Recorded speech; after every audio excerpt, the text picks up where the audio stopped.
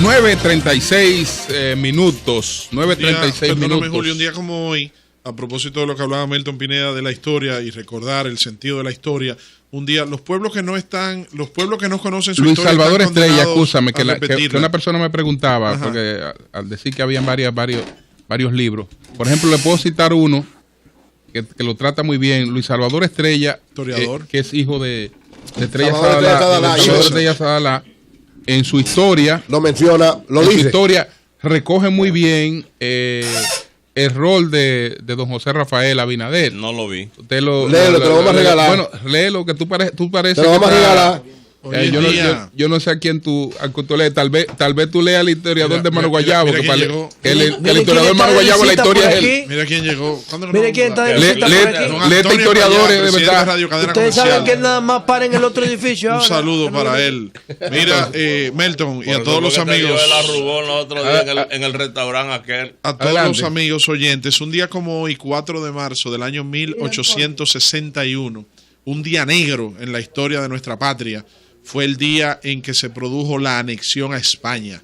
Después de la independencia del 27 de febrero de 1844, un día como hoy, 4 de marzo de 1961, el general Pedro Santana se convierte en el Marqués de las Carreras, bajo el acuerdo de que entonces República Dominicana, independizada de Haití en el 1844, pasa a ser un protectorado del Reino Español. Sí. Bueno, son las 9:37 minutos. Señores, con nosotros está José Ricardo Taveras, el director general de Migración.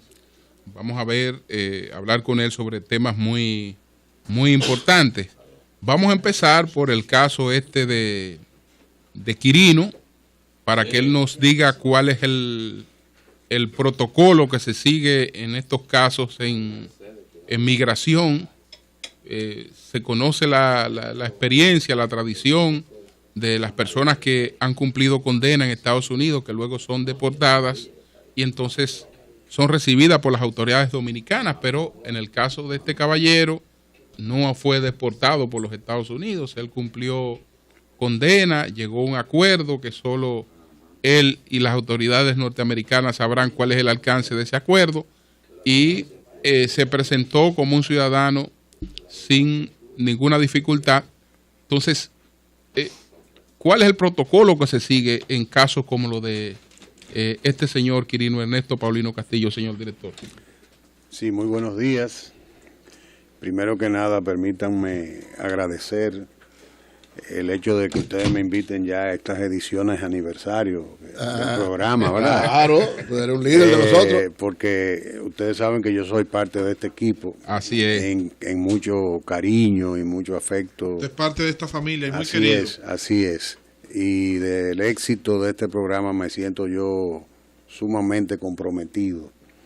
Y con el respeto que ustedes han ganado en la sociedad dominicana. Gracias. Y que yo y mi familia de manera personal le tenemos. De manera que espero muchos amaneceres.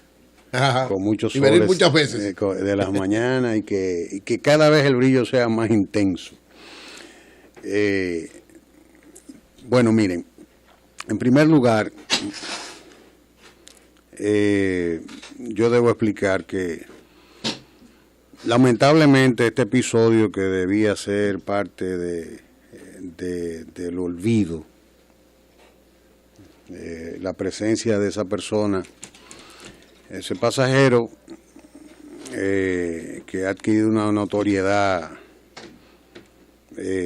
lamentable, llega a la República Dominicana después de un proceso judicial en los Estados Unidos, donde llegó extraditado y donde fue condenado, entiendo que a 20 años, y salió bajo parol, como le llaman ellos, a los 10.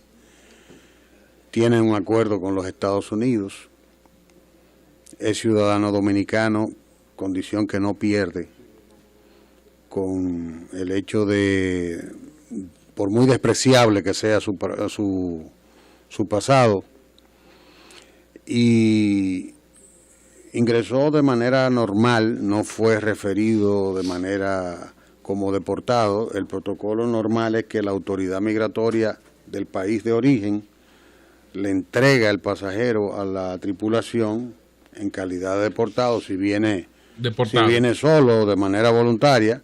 Algunas veces los protocolos internacionales mandan que cuando una persona deportada venga con dos seguridad,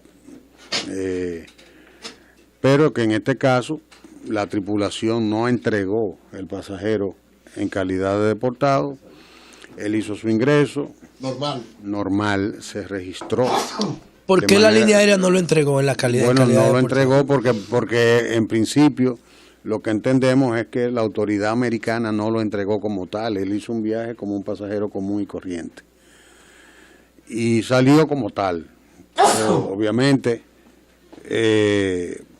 Perdóname, José Ricardo, un dato. Cuando Julio Martínez Pozo habla de la intervención del gobierno de los Estados Unidos en este caso, para muestra un botón, ¿verdad?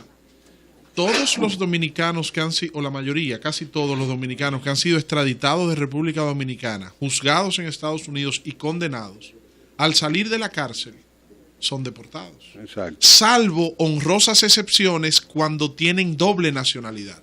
Que si son ciudadanos norteamericanos, pues entonces le dejan la ciudadanía.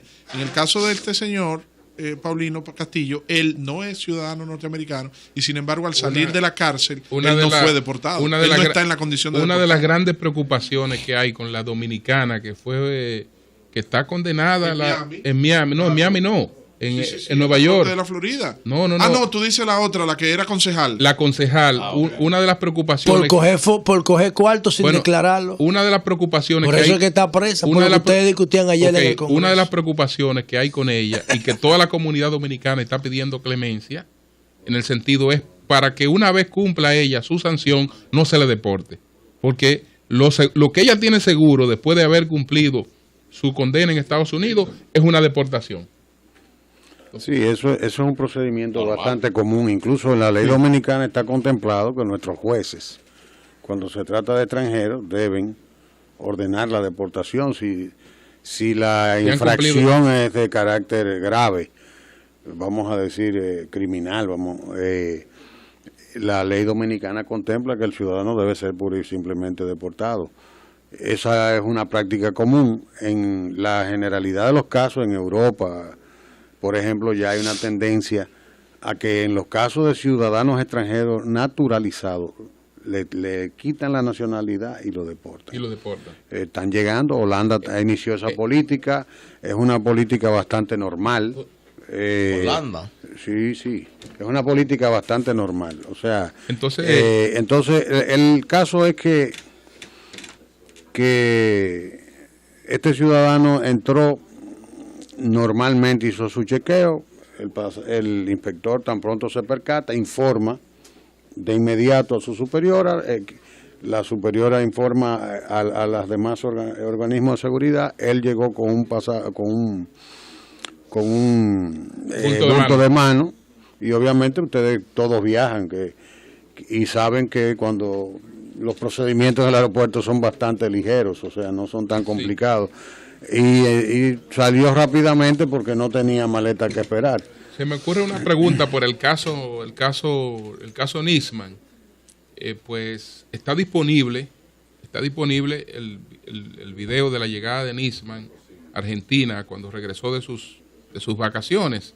Entonces se ve en el aeropuerto, se ve su trámite de migración, cuando se mete por debajo de en una fila para ir a una fila, cuando sale del aeropuerto.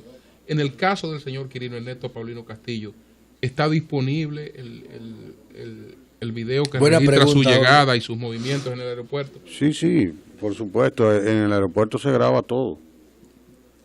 Se graba todo. Y deben ponerlo a disposición de los medios para ver cómo fue que lo recibieron. Que administra ese aeropuerto. El CESAC tiene sus mecanismos también, que son los encargados de la seguridad del aeropuerto. O sea que esas instituciones tienen el video disponible. No debe ser muy normal. Y hay una investigación abierta al respecto y vamos a esperar los resultados. Ahora, lo que yo sí quiero destacar, o sea, porque al margen de todo cuanto se ha dicho, técnicamente ahí no se puede imputar falta de ningún tipo a ninguna agencia. Porque es lamentable, pero Quirino es dominicano. Tiene un pasado también despreciable, pero es dominicano. En segundo lugar, he visto gente diciendo que no le sacaron fotocopia al pasaporte. Ustedes viajan todos. ¿A qué viajero de este país se le saca fotocopia? Y menos hoy en día. No podemos los datos del TAN en pasaporte. No, pero que además no es eso. No es eso. Que dijo nosotros. La amiga Iris Guava que ellos autorizaron la emisión del pasaporte en el consulado como directora general de pasaporte porque él no tenía ningún impedimento legal para negarle el pasaporte. Pero que además, o sea, hoy en día, por ejemplo, la fotocopia de un pasaporte es irrelevante porque, por ejemplo, nosotros tenemos electrónicamente los datos de todo el que llegó por ahí. Claro. O sea que si usted, cualquier necesidad que haya de levantar data de ese pasaporte, lo tenemos electrónico. O sea, Ricardo, desde el momento que el vuelo empieza a carretear. Cuando él llegó, por las explicaciones de lo que él llegó como un pasajero normal, no hubo un mecanismo que avisara a las autoridades de migración de que estaba llegando él, no. Bueno, la Dirección General de Migración y el mismo DNI también tenemos la información avanzada de pasajeros. O sea, él estaba en la lista de pasajeros, esa lista fue avanzada. El sistema nuestro está preparado de la siguiente manera, porque ya la migración que había aquí a la cieguita, ya no existe. Eso no existe ya, señores. Es bueno que el país sepa, porque yo quisiera que la sociedad dominicana dejara atrás este tema de Quirino, porque es una pena lo que está pasando con este tema. Pero ya, por ejemplo, cuando el sistema nuestro recibe una lista de pasajeros, comienza a hacer una depuración electrónica. Si existe algún nivel de alerta por impedimento de entrada, por búsqueda, si tiene nosotros estamos conectados con Interpol Internacional, por ejemplo. Si hay una orden de difusión roja de Interpol, va a salir inmediatamente y va a depurar el sistema. Cuando coteja con la base de datos de Interpol, pasa a los supervisores y discrimina una lista de pasajeros. Si vienen 100 pasajeros, de los 100 que vienen, hay 3, por ejemplo, con problemas. Le tira esa lista y le dice, bueno, involúcrate con estos 3, los otros no tienen problema. Entonces, ¿por qué? Porque nosotros consultamos la base de datos de Interpol y nuestras propias bases de datos. Si existe un impedimento, existe algo, ya nosotros sabemos que ese pasajero debe ser objeto de un procedimiento de interdicción migratoria exhaustiva, ¿verdad? Entonces, se devuelve. Por ejemplo, nosotros tenemos una política contra los depredadores sexuales. Por cooperación internacional y acceso a bases de datos internacionales, a nosotros nos llegan personas con antecedentes de que tienen depredación sexual. Y están siendo devueltos todos. Eso es muy común en los aeropuertos. Yo le puedo mostrar a ustedes aquí en mi celular los datos que nosotros recibimos de los reportes de las agencias. Y ahora, aunque aún no ha entrado en vigencia, nosotros, en virtud de un acuerdo que firmó el Estado Dominicano con los Estados Unidos, cuando vino Janet Rino, creo que fue que estuvo aquí, que firmó con el Ministerio Interior, y bajo esa sombrilla, Migración firmó con el Departamento de Seguridad de los Estados Unidos una interconexión electrónica con los norteamericanos.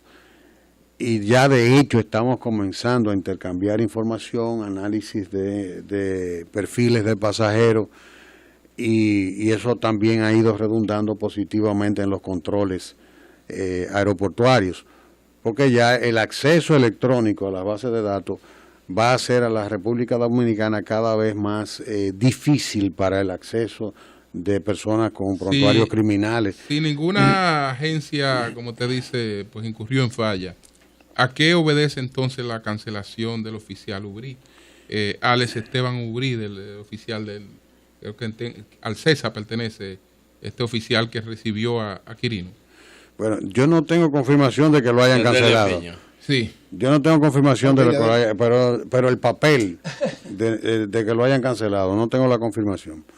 Pero obviamente el papel de ningún agente de seguridad, el perfil del pasajero en cuestión,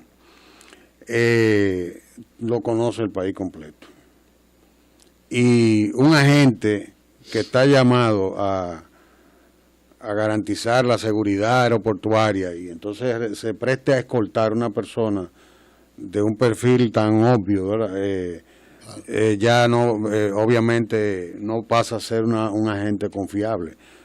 Aunque eso no sea un delito o lo que fuere, obviamente el hecho de que, por ejemplo, un ciudadano se presente a un counter de migración escoltado por un agente de la seguridad del aeropuerto, ya obviamente también se puede presumir, número uno, que lo está escoltando porque lo tiene detenido, porque va a hacer algún procedimiento de investigación. O porque lo está cuidando. Pero, en ese caso yo entiendo que es muy normal que el CESAC tome medidas disciplinarias por razones de carácter ético. Pero dice Vinicito, que es el diputado del partido de ustedes, la Fuerza Nacional Progresista en el Congreso, que Quirino forma parte de una conspiración, de un plan conspirativo, y que en ese plan conspirativo hay personas vinculadas al gobierno para dañar a Leonel Fernández. ¿Qué usted opina de eso? Mira, yo no conozco la fuente que tenga Vinicio al respecto. Yo les invitaría a ustedes que hablen con él para que él le explique ese problema. Y fue por aquí que lo dijo. Bueno, si él lo dijo, pues entonces... Él habla supuestamente de alguien, de personas que supuestamente viajaron a Nueva York a reunirse con Quirino y que coordinaron su situación aquí. Bueno, pero o sea, a mí no me consta personalmente los elementos de esa denuncia. Obviamente yo prefiero declinar el comentario al respecto porque por razones obvias yo no voy a desmentir a Vinicio. Claro. Él tendrá sus razones para decirlo. Lo que yo sí tengo que hablar de lo que le compete a mis funciones, que en el procedimiento que hubo allí, el registro se hizo de manera normal, el pasajero no tenía ningún tipo de alerta ni en la base de datos, ni había tampoco ninguna tirilla de ninguna agencia de seguridad. Pero era familia de Quirino el que lo fue a buscar, porque se dijo que era parte de su escolta de la esposa. Familia de la esposa dice que... Familia de la esposa, y es oficial. Y es oficial. La familia de la gente. Lo que dice es que era familia de doña Belki Ubriz. Pero el apellido Ubriz, lo acaban de decir ustedes mismos. Familia de la esposa. Sí. Bueno, la persona que me llamó me dice es que él era oficial del CESA, pero es familia de la mujer. De la esposa, eso se dijo. Señores, esto es una trampa. Lo que yo sí quisiera dejar claro, que en cuanto a los procedimientos de control migratorio, no hay ninguna irregularidad. No hubo violación. No hay normal, es normal o cuando que nosotros hagamos un procedimiento exhaustivo en caso de ciudadanos que son entregados en calidad de deportados. Si hay algo que cuestionar en este momento, es que yo creo que qué blandito salieron los alumnos de Juan Bosch, qué blandito salieron. Eventualmente nosotros tenemos que sentarnos con las autoridades norteamericanas y establecer algunos protocolos, porque por ejemplo, ya después que nosotros cedemos en la soberanía jurisdiccional sobre un procesado y le permitimos a ellos que hagan el proceso, sobre todo cuando hay elementos tan graves como el caso de que se trata, el tipo de negociaciones que ellos puedan hacer tiene que estar sujeto a algún nivel de protocolo en lo que concierne a la República Dominicana. Por ejemplo, el reingreso de ese ciudadano, eso tiene implicaciones. Y el precedente que también están estableciendo, no sé si ellos se dan cuenta del precedente que están estableciendo, porque que cualquier presidente latinoamericano le entregue un extraditado y entonces ese extraditado se convierta en el principal adversario, atacante de la persona que lo ha entregado, ya es otra cosa. Con cierta protección, ya eso tiene otras implicaciones. Es una presencia impertinente, o sea, los acuerdos que se llega, o sea, yo sé que no conozco los detalles del nuevo acuerdo de extradición, porque ya hay un acuerdo. Pero lo de él está en función del viejo acuerdo. Pero él está porque hay un acuerdo de extradición de los principios del siglo XX. Ajá. Sí. Hubo uno nuevo ahora. Se está haciendo una renegociación, obviamente. Si nosotros vamos a delegar jurisdiccionalidad en base a un acuerdo de extradición, tenemos que tener también ciertas garantías, porque para la sociedad dominicana eso tiene sus Este tipo de cosas, implicaciones. por ejemplo, Por ejemplo, suceder. ahora mismo yo diría que lo más importante y lo más relevante de este debate no es tanto si Quirino entró como entró, lo que sea. O sea, también la reacción, esas reacciones que se están difundiendo en Elías Piña, eso denota Es peligroso. que tenemos una sociedad que está enferma. Que Hay está problemas, enferma. sí. O sea, nosotros tenemos que reflexionar el dimensionamiento que se le ha dado a este caballero, que debió llegar aquí recogidito, tranquilito. Claro, pidiendo perdón. Y entonces resulta que no, que entonces... ¿Un héroe nacional? No, y acusando una persona, al líder de un partido, uno de los paradigmas de la clase política dominicana. Eso es inaceptable. Y me preocupa, lo que a mí más me preocupa de este tema es esos reportajes que yo veo de la gente, lo estamos esperando para celebrar. Eso es una sociedad enferma. Entonces, la misma comunidad mediática que está dando ¿Y quién le albergue, enfermó la sociedad? bueno, las sociedades se enferman a base de Distintos factores, procesos ¿no? Distintos históricos. factores. Arréglalo, Sí, Julio, ahí. señor director, no sé si ustedes tienen ¿Quién alguna enfermó pregunta la más sobre sociedad, Quirino, pero yo quiero pasar. ¿Tú quiero estás no, Quirino? Yo, si fuera de mi parte, No hablaría más de ese Quirino. tema lo Porque entiendo. vamos a hablar de migración. Porque eso entonces yo debe quiero caer saber- en la indiferencia total como de la el presidente sociedad. Danilo Medina es palabra dicha, palabra cumplida. Él dijo que a partir del 16 de junio del que viene, en este país, No hay prórroga. no, y que va a aplicar los mecanismos que corresponden ¿Cuál es el mecanismo? para la salida de las personas que estén en Pregúntale a territorio él cuánta dominicano guagua tiene de manera para ilegal. deportar, como Entonces le pregunto, 4 de ellos. se está preparando migración para esa gran tarea que tiene a partir del mes de junio de estas deportaciones que habrá que hacer? Díselo a Bisonó, el que emplea haitianos para construir casas. Tú mencionas de manera personal al ¿Quién señor ha dicho que Bisonó. Bisonó? ¿Y por qué? Porque ellos le entregaron un No, certificado. Yo lo sé. Todos legales. Es incorrecto. Todos legales. Óyeme, Oye, le entregaron un reconocimiento. los Por eso legales, tú que me dijiste. no, que los legales. legales. No creo que José, esté si bien. hay una constructora, oye, Los legales. Oye, José, si hay una constructora que trabaja con el libro, con todo lo que tiene que ver Va a con construir la ciudad educación, guapa. Dice el Banco Central que al haitiano se le paga el 60% de lo que se le paga al dominicano. Además, lo injusto es... No, aquí- sería antieconómico contratar lo un injusto dominicano es, mira, José, a partir de esa lógica. aquí hay miles de empresas constructoras. Entonces, lo injusto es mencionar a una persona Bueno, por una, es el símbolo de espérate, eso. no, por una conducta que es de la industria, porque Y en la calle hay otro símbolo. bueno, no, Pero es yo no- la industria de la construcción, desde el gobierno hasta todo el Antonio, mundo. cómo me mira, Antonio, para allá. No, pero es esa industria que tiene una gran que tiene personal haitiano. No es una persona. Entonces, mencionar La a una industria, persona cuando es la una conducta de una industria ya es otra cosa. Ahora, entonces, nos estamos preparando para eso. Mira, te agradezco la pregunta, porque yo he venido explicando hace días, la gente no ha comprendido las políticas del gobierno en esta materia. La sociedad dominicana tiene lo que yo he venido denominando como el pasivo migratorio, que se comenzó a generar. ¿Cuándo se comenzó a Se generar? comenzó a generar muy lentamente desde 1880. Aquí el proceso 1880. de transformación de la industria azucarera comenzó en 1880. Pero Trujillo empezó a comprar principios del ingenio en el siglo 40 y XX, pico sí. y ahí partir fue ahí fue el No, boom. no, Después no, del corte el del 37. fenómeno viene de más lejos. Yo estoy explicando porque la transformación de esa industria, ahí comenzó un proceso de importación de mano de obra laboral de las islas y de Haití. Eso obviamente, tal como José indica, se fue profundizando con la invasión americana. Porque aquí hay ingenios, por ejemplo, Barahona, Melton, es de 1919. Claro. La primera Entonces, se fortalece durante la dictadura y obviamente eso implicó una migración laboral que nunca fue objeto de un ordenamiento. Nunca fue objeto de un ordenamiento. Es más, aquí no existía una institucionalidad migratoria hasta 1939. Y cuando existió, también se mantuvo al margen del control de la migración laboral. O sea, Yo creo que, para no irme muy lejos... Crearon batallas especiales. Sí, pero no solo eso, déjame explicarte. Para no irme muy lejos en el tiempo, todos conocemos el proceso de importación de mano de obra aquí. Lo manejaba Migración, lo manejaba el Consejo Estatal del Azúcar. Las fichas...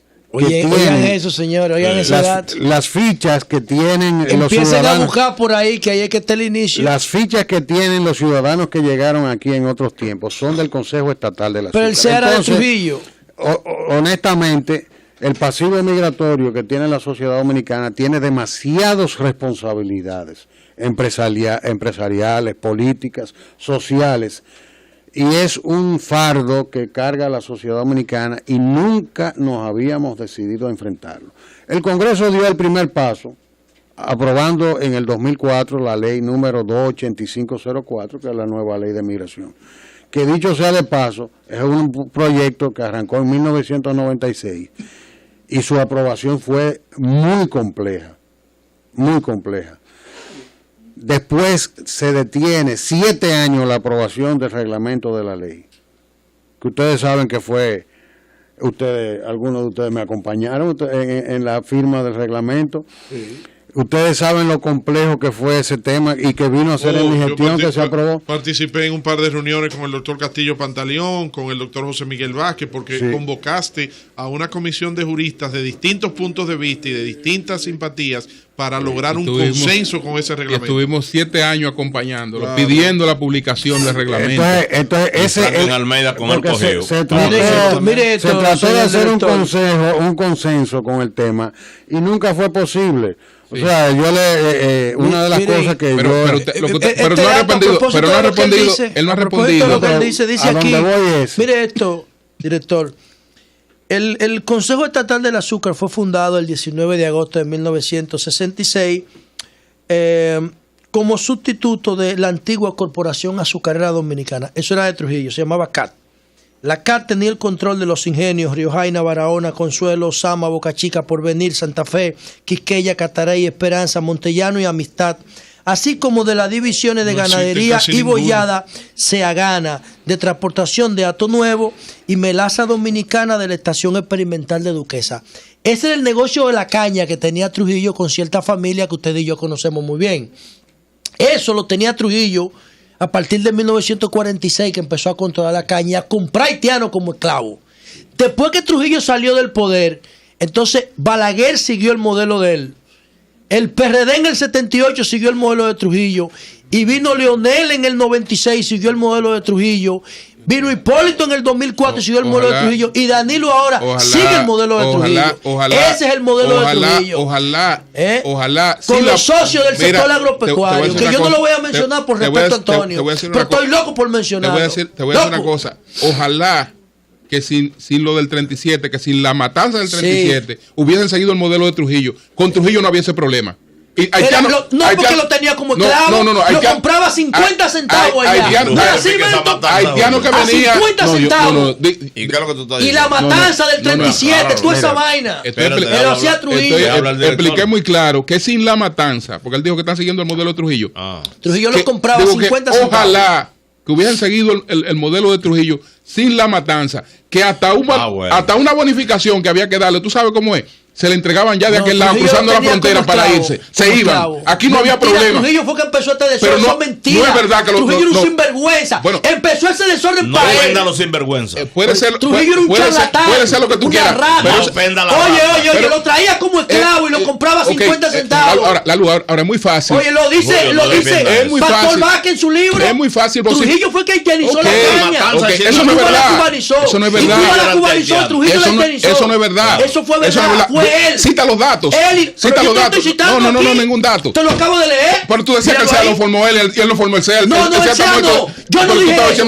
Vuelvo y lo leo porque tú no me vas a confundir a mí. La dominicanización de la frontera. Espérate. El CEA se fundó en el 66 como una transformación de la Corporación Azucarera Dominicana. La luz, lo que te estoy diciendo. Le cambiaron el nombre, pero es lo mismo. Mira, lo que te estoy diciendo que el problema que tenemos actualmente de la acumulación de personas que entran a trabajar a la caña, no la tuvimos en esa época. Ese problema. Ese problema empezó un poquito más con Balaguer. se agudizó en los gobiernos del PLD. En los gobiernos del PLD, coño, ¿qué haitianos han entrado a este país? En los gobiernos del PLD, ¿qué haitianos han entrado sin control a este país? Yo lo cité a todos. Tú estás sacando. En los gobiernos que más haitianos han entrado sin control en los gobiernos del PLD en este país. Tú estás diciendo el PLD, yo estoy diciendo todo. Una cosa que con Balaguer empezó. Pero con Trujillo no había ese problema en este país. No la había. Para beneficiar a 5 familias y 3 sectores de la economía. Cami fuera, venimos ahora.